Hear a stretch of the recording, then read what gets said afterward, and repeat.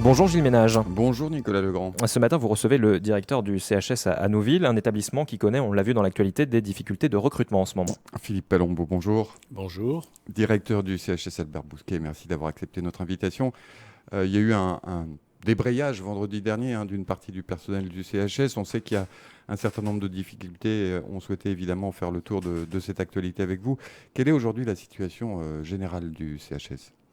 Eh bien, écoutez, effectivement, vendredi, le personnel a voulu faire un débrayage et effectivement, pour reprendre un peu le constat qu'on a dû fermer de 26 lits en fin d'année dernière, plus 10 lits cette année, donc 36 lits sur 193, du fait de tensions au niveau du recrutement soignant, en particulier médical. Pour vous donner une idée, nous avons dans notre établissement à peu près 30% de postes vacants médicaux et une vingtaine de pourcents de personnel soignant. Cette situation d'ailleurs est partagée aussi avec mes deux autres collègues des hôpitaux publics, voire la clinique. Et ça rejoint d'ailleurs de problématiques nationales, puisque en métropole, pour vous donner une idée, en termes de personnel médicaux, il y a à peu près un déficit de 5000 postes par an. Alors, ces difficultés de recrutement de votre côté, elles sont dues à quoi selon vous ? Il y a plusieurs facteurs. Depuis le premier confinement, on a dû constater qu'il y a eu la fermeture des frontières, cette crise sanitaire qui a enfermé effectivement un moment, qui a rendu captif un certain nombre de personnel. Jusqu'à maintenant, on avait aussi l'appoint saisonnier de soignants itinérants qui, après le premier confinement et l'ouverture des frontières, sont repartis. Malgré des recrutements ponctuels en métropole, si vous voulez, les recrutements étaient inférieurs au départ. Et effectivement, le référendum, certains médecins nous ont indiqué qu'ils attendraient les résultats du 13 décembre. Donc depuis, ça frémit, mais si vous voulez, les départs ne sont pas à la hauteur des recrutements. Alors, difficulté de recrutement, fermeture de lits. Fermeture de lits, ça a quelles conséquences ? Parce qu'on imagine que du coup, vous êtes obligé de réduire la voilure, si j'ose dire. Effectivement, nous avons réduit l'offre de soins. On ne peut pas avoir un hôpital sans soignants. C'est comme si vous envoyiez des pompiers sans eau et sans grande échelle. Donc là, si vous voulez, pour protéger aussi nos personnels qui étaient quand même mis à mal par rapport à ces crises successives, eh bien, nous avons dû revoir avec les chefs de service notre offre de soins. C'est-à-dire que pour nous, c'était autant une fermeture de notre capacité en lit, mais aussi certaines de nos missions ambulatoires à l'extérieur de Nouméa.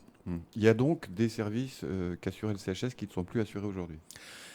Nous avons le minimum requis, mais c'est certain que, comme je l'indiquais, certaines populations, en particulier les 10 derniers lits, concernaient une unité fermée où on reçoit des détenus, des gros psychotiques. Et là, si vous voulez, on a porté notre capacité de 30 à 20.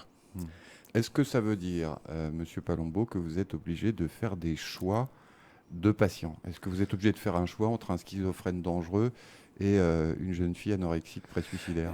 Eh bien, je partage cela avec les chefs de service. C'est le cas, puisque si vous voulez, on ne peut pas avoir des capacités en lit extensives. Donc aujourd'hui, comme on le fait depuis d'ailleurs trop longtemps, eh bien, on est obligé des fois de faire sortir des patients à peine stabilisés pour prendre ceux qui ne sont pas du tout stabilisés. Ça peut avoir des conséquences évidemment sur la vie en société, tout ça.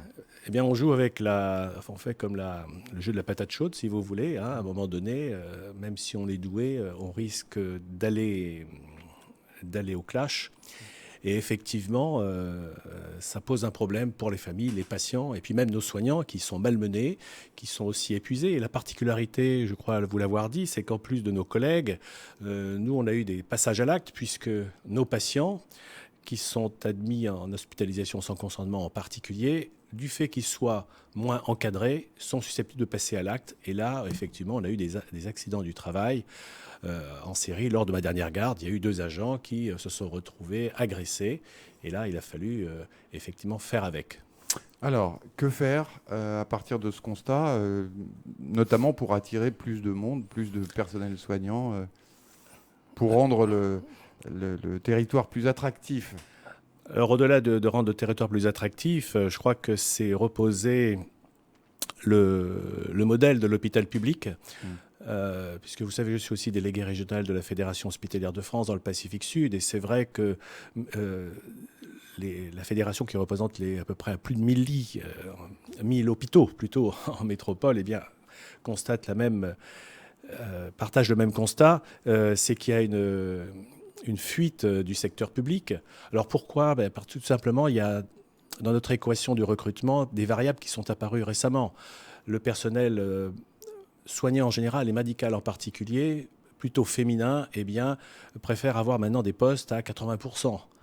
Le secteur public n'est plus aussi attractif qu'avant par rapport surtout au secteur privé. Alors vous me direz, ce n'est pas comparable, mais c'est vrai qu'il y a eu le Ségur de la santé qui a enfin constaté qu'il fallait faire quelque chose.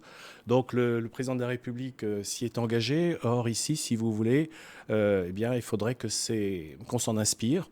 Alors, je crois savoir qu'effectivement, le membre du gouvernement chargé de la santé, c'est une de ses préoccupations actuelles.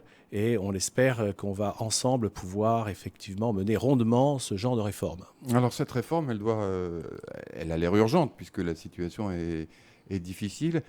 Qu'est-ce qu'elle doit contenir, cette réforme? Est-ce qu'il faut, par exemple, envisager d'embaucher des médecins étrangers, de faire venir... faut rappeler qu'en métropole, les hôpitaux publics fonctionnent depuis des années avec des médecins étrangers, en particulier francophones.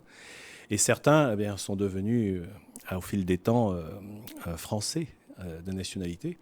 Et donc là, nous avons eu, par exemple, à la dernière commission médicale d'établissement, un dossier de ce genre de profil. Hein.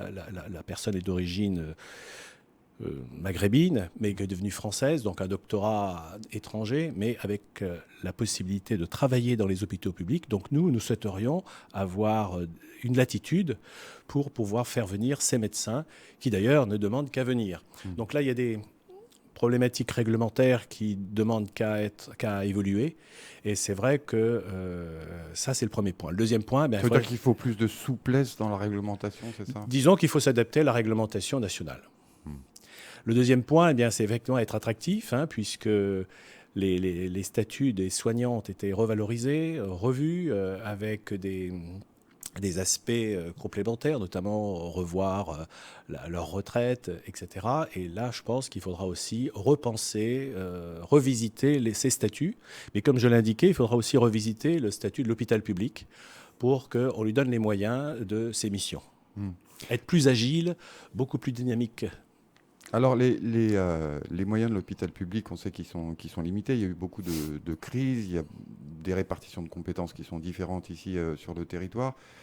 Cette réforme que vous appelez de vos voeux, elle est en cours, elle va aboutir. Et à votre avis, à quelle échéance il faut qu'elle aboutisse? Parce qu'on voit que la situation continue de s'aggraver pendant ce temps-là. Mais écoutez, c'est quelque chose qui est posé sur la table. Nous avions... hier soir, avec en particulier mon collègue du CHT, notre présidente commune, une rencontre avec le membre du gouvernement chargé de la santé. Il nous a confirmé qu'il avait à cœur de mener rondement ce dossier, parce qu'effectivement, si vous voulez, si on ne fait pas attention, eh bien, ce sera la fermeture d'unités, voire de l'hôpital public qui est posée. Vous voulez dire que le CHS Albert Bousquet pourrait fermer ses portes? Dans l'absolu, oui, mais effectivement, on essaiera de ne pas en arriver là, parce que bien sûr, avant de fermer les portes, il faut bien sûr prendre en compte les patients que l'on a aujourd'hui. Donc, on ne peut pas les renvoyer à domicile, etc. Donc, il y a quand même des soins à mener. Donc, on fera le maximum. Et aujourd'hui, il faut, je pense, rendre hommage à nos soignants, tout confondus, de l'hôpital public, mais aussi des cliniques, des dispensaires, etc., qui font le maximum pour faire en sorte de pallier ces inconvénients qui, j'espère, seront conjoncturels. Philippe Palombo, directeur du CHS Albert Bousquet, merci d'avoir accepté notre invitation ce matin. Merci.